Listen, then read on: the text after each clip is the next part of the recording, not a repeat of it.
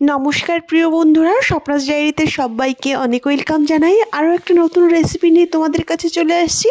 শোল মাছ আর লাউ, এই দুটো কিন্তু ভীষণ ভালো কম্বিনেশন, আর এটা আমাদের সবারই খুব পছন্দের। তাই আজ তোমাদের শোল মাছ দিয়ে লাউয়ের একটা রেসিপি করে দেখাচ্ছি। তো বন্ধুরা, পুরো ভিডিওটি দেখতে থাকো, আশা করি তোমাদের খুব ভালো লাগবে। প্রথমে মাছটাকে লবণ আর হলুদ দিয়ে বেশ ভালো করে মিশিয়ে নিয়েছি। অন্যদিকে কড়াই বসিয়ে দিয়েছি। কড়াইটা বেশ ভালো গরম হয়ে গেলে দিয়ে দিলাম সব মাছগুলোকে প্রথমে আমি বেশ লাল লাল করে ভেজে নিয়েছি। ভেজে নিয়ে তুলে নিলাম। এবার সেই মাছ ভাজা তেলের সঙ্গে আরও কিছুটা তেল অ্যাড করে দিচ্ছি। আরও কিছুটা তেল দিয়ে অন্য সাইডে লাউ আর আলুটাকে আমি কেটে নিয়েছি। একটা আলু দিয়েছি, আর পরিমাণে যতটা লাউ লাগবে সামান্য আলু দিলে লাউয়ে বেশ ভালো লাগে। প্রথমে আলুটাকে দিয়ে দিলাম তেলে। আলুটাকে প্রথম হালকা ভেজে নিচ্ছি। যখন হালকা রং ধরে যাবে সেই টাইমে আমি লাউগুলো অ্যাড করে দেব। আলু যদি লাউয়ের মধ্যে দেওয়া হয় তাহলে ঝোলটাও বেশ একটা গাঢ়ত্ব আসে, আর খেতেও বেশ ভালো লাগে। আর লাউগুলো দেখতেই পাচ্ছো, একদম ছোট করেও না আর বেশি মোটা করেও না, একটু মিডিয়াম সাইজ করে লাউগুলো আমি কেটে নিয়েছি। প্রথম আলুর সঙ্গে লাউটাকে বেশ ভালো করে মিশিয়ে নিলাম। নেড়ে চেড়ে ভালো করে মিশিয়ে নেওয়ার পর দিয়ে দেব পরিমাণ মতো লবণ আর হলুদ। একবারেই দিয়ে দিচ্ছি, পরে যাতে আর হলুদটা দেওয়া না লাগে সেদিকে লক্ষ্য রাখতে হবে। তো ভালো করে মিশিয়ে নিলাম আরও একবার।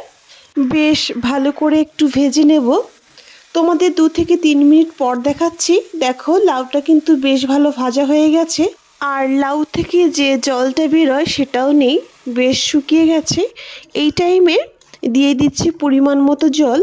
লাউয়ে কিন্তু অতিরিক্ত ঝোল দেওয়া দরকার হয় না। নর্মালি লাউ থেকে ঝোল কিন্তু এমনিই বের হয়।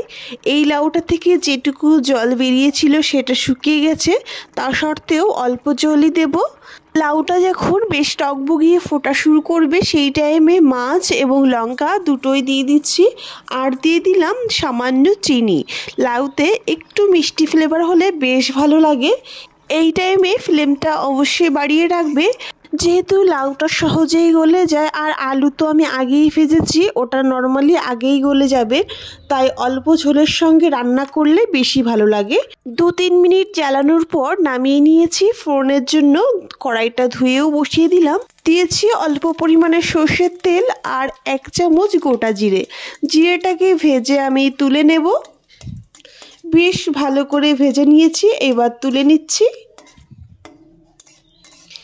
এরপর এখানে অ্যাড করব একটা শুকনো লঙ্কা। একটা শুকনো লঙ্কাকে চিড়ে আমি দিয়ে দিলাম। লঙ্কাটাকে একটু লাল লাল করে ভেজে নেব। ভালো করে ভাজা হয়ে গেলে দিয়ে দিচ্ছি 1/2 চামচ রাঁধুনি। রাঁধুনিটা দেওয়ার পর যখন সুন্দর একটা মিষ্টি গন্ধ বের হবে সেই টাইমে আমাদের ঝোলটা দিয়ে দিতে হবে। ফ্লেমটা অবশ্যই বাড়িয়ে রাখবে। নেড়ে চেড়ে সব কিছু ভালো করে মিশিয়ে নিলাম।